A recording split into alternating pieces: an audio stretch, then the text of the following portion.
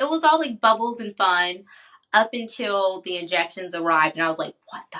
Can I curse on here? Okay, cool.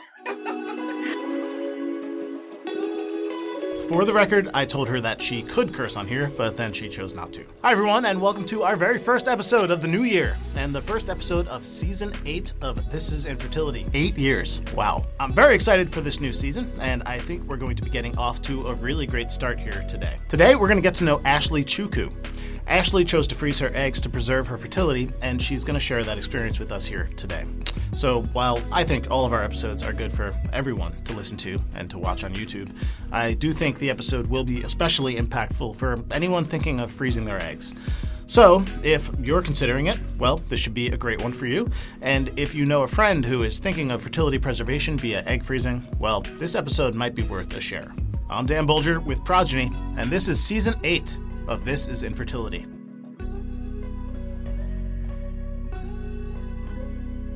Hello, I'm Ashley Chukwu. I'm a General Program Management Lead Associate with a government consultant agency. Ashley also has a side activity that she does, and I'm kind of jealous. I have a food and wine blog that I post about pretty regularly on like Instagram and TikTok. Naturally, we spent the next 15 minutes talking about food and wine. So I asked her how she got started. COVID. We were all in the house and I was cooking and drinking wine, and I would like post it on my stories, and people would ask questions about wine or what I was cooking. I was like, okay, maybe I should start a blog, and I did. So we had a lot of free time on our hands. You can check out my blog, chewingwithchew.com, or you can follow me on social media, Chewing with Chew, on Instagram, TikTok, wherever you normally social media at. You can find me there. Yes, go check her out if you're really here for the food and wine, but we should probably get back to egg freezing.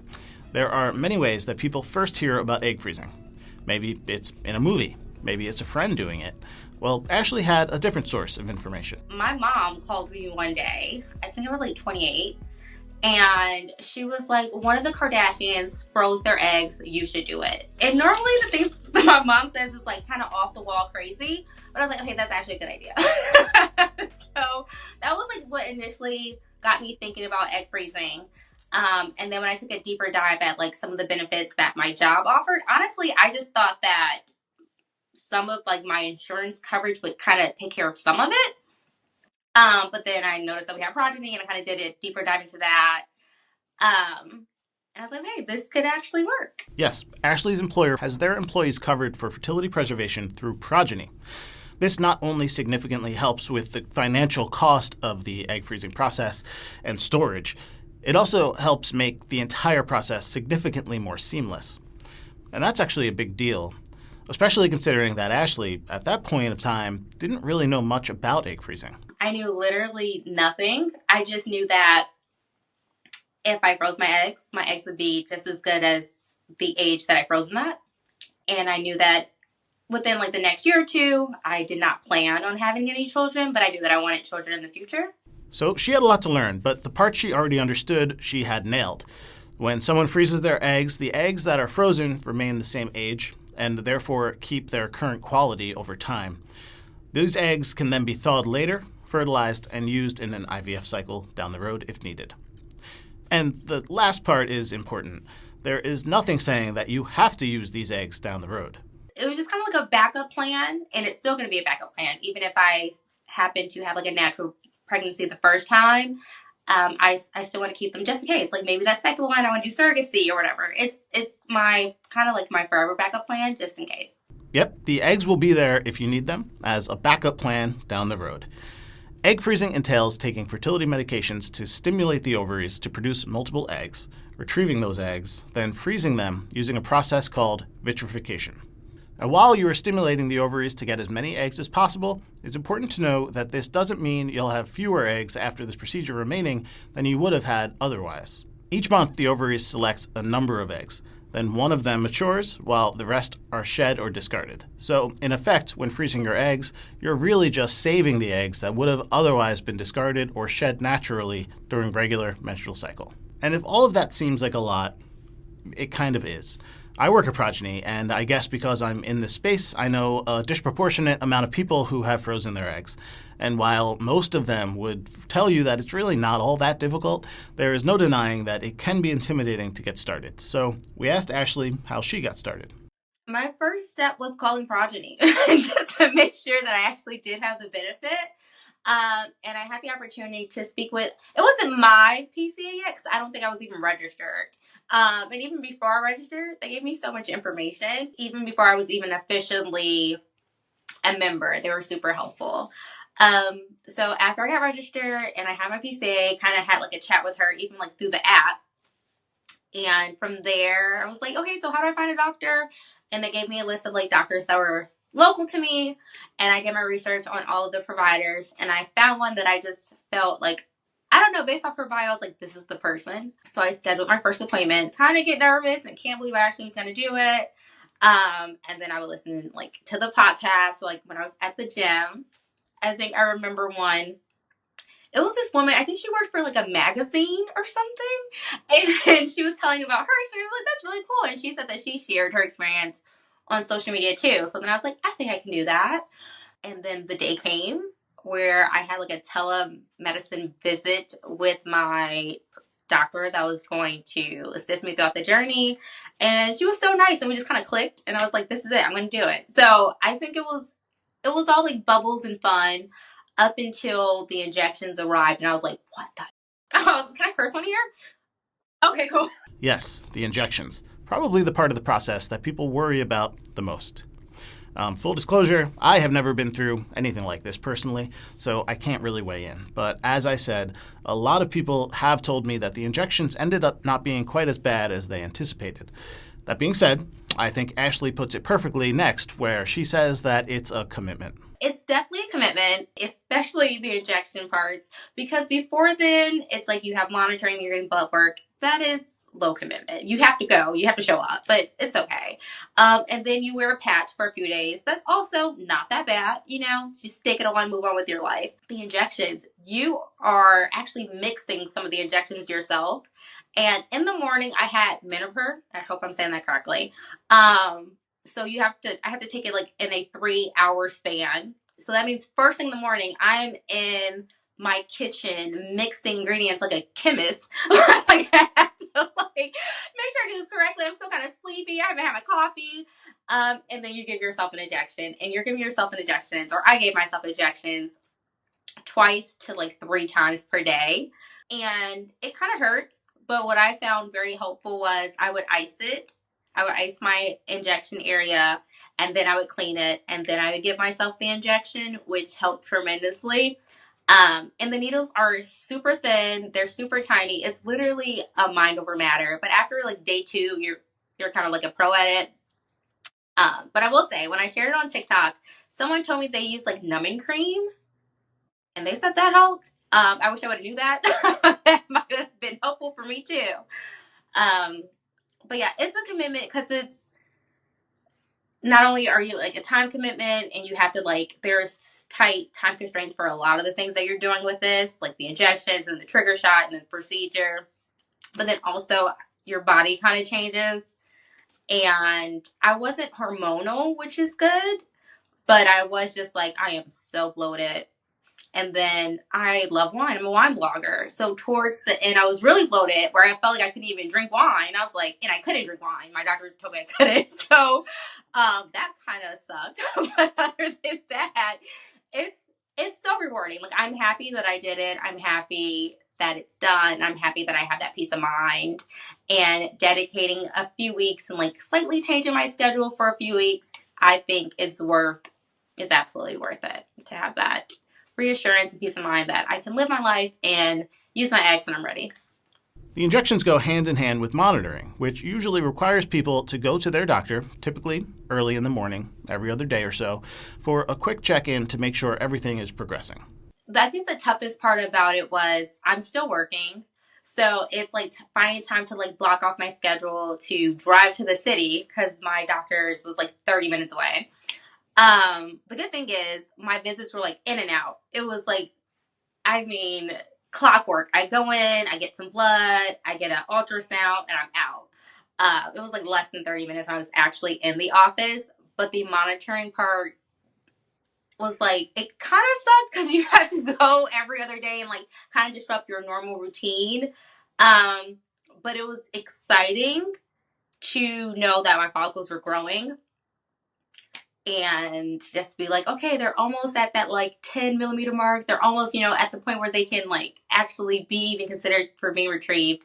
So that was really helpful and that was really exciting. When the doctor determines the ovaries are ready, then it's time for the egg retrieval, which is, as you might have guessed, the procedure where your doctor will use a speculum to retrieve the eggs. Then the day came where the surgery, like the procedure is going to happen. And like before then, I was like, I'm so ready to just get these eggs out. Like when you're on injection, you feel very like bloated and just like uncomfortable. It was a lot of discomfort. And I was just like, I just want to get these eggs out. So when they called me, like, you can go ahead and take your trigger shot and we'll see you in a day or so, like in 35 hours, I was like ecstatic. Then I was like in the procedure room and I was kind of freaking out, like, what am I doing? I was like, I can't believe this is happening. But it was great after that. They took the eggs. I didn't really have any expectations about how many eggs I wanted frozen or retrieved. But I was just happy that I got it done. And my doctor told me no matter how many are frozen, it's better than the 0 that you started with. Ashley shared that she's happy with the number of eggs that were retrieved and frozen. And so we asked the big question. Now that she's frozen her eggs, how does she feel about her decision? I feel like I don't have to worry about like my biological clock. When I started the process, like, because I thought about it like when I was 28 and I kind of reached out when I turned 29, but I didn't actually freeze my eggs until I was 30 because this is a long process of finding the doctor and all that fun stuff. So like when I first started the process, I was dating someone, but I didn't know how serious it's going to be. And then we ended up breaking up before I even started to freeze my eggs. So that was like a reassuring moment for me. Like, this is definitely what you need to do. You can't wait for like the perfect person and you don't want to settle for someone. So now it's like peace of mind. I love traveling. I have my blog. Like, I'm very busy and I don't have to think about that anymore. It's like once I'm ready and I have a partner that I feel like, hey, this person I want to spend my life with, okay, then I'll take the eggs off ice. But I don't feel like I'm being rushed to have a kid or anything like that. Earlier we shared that Ashley has a wine and food blog and a strong presence on social media as well. And, well, she decided to leverage that platform and use it to help her share her experiences with others. And I honestly just wanted to be candid. So I work in public health and I have a master's in public health, program management, maternal and child health. It's a long title, but I love women and children's health. So I wanted to spread awareness about egg freezing. I didn't know anyone in like my age range, my demographic. Like, I didn't know any Black women at this age that were freezing their eggs. So I wanted to share it with the world. And I got some good feedback. So that was good. But I just wanted to let people know that it's possible, it's doable, and we Black women can do it as well. Ashley found that when she spoke out about it, the comments and feedback she got was overwhelmingly positive. And it wasn't just fans of her social content who reached out to her. A woman that I work with, she like private messaged me on TikTok, was like, oh my gosh, I literally just went through the same process last month. Let me know if you need any help with anything. And I was like, we would have never talked about that, especially when you're at work. Like, it doesn't come up, especially like in a virtual world.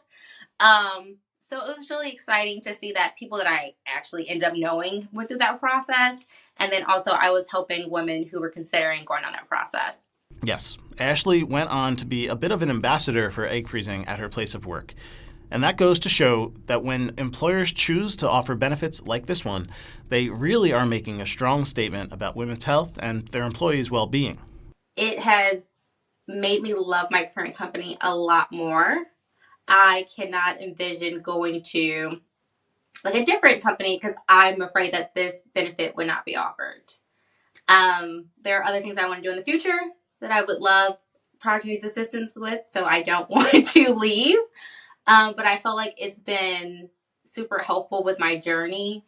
And I feel like I can focus more on working and just being an individual person without having to think about the ticking time clock that is my biological clock.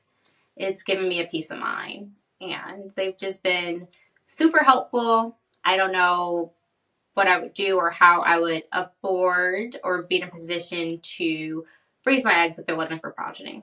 And I've also started to talk about Progyny amongst my other coworkers that didn't know that we have this benefit available. So I really just feel like it makes my company stand out, and it is a perk that I absolutely love. It's a great benefit. Never get rid of it. When we started this podcast in 2017, egg freezing for fertility preservation was seen in the media and pop culture as a bit of a luxury, and maybe even something kind of trendy. And one of the things that we're thrilled to see is that over the years, this conversation has changed quite a lot. Egg freezing isn't just something for Kardashians and other celebrities these days. Fertility preservation is an option for anyone who needs it. And when employers choose to offer comprehensive coverage for it, well, that's when it really becomes accessible to everyone. But none of that is possible if we don't talk about it. So I want to give Ashley a huge shout out and thank you for sharing her story. First for sharing it on her own social media platform, and then for sharing it with us on our show here today. The more we talk about fertility, family building, and women's health, the more access we'll all have to it. I want to thank you for joining us today. If you want to connect with us, you can do so on Instagram at This Is Infertility Podcast. If you want to follow Progyny, you can do so at Progyny Inc. Of course, if you're listening on a podcast app, please leave a rating and review. And if you're watching on YouTube, please like and subscribe. This Is Infertility is brought to you by Progyny. Please remember, this podcast is not intended to substitute for the personalized expert advice of your physician. I'm Dan Bolger, and this is Infertility.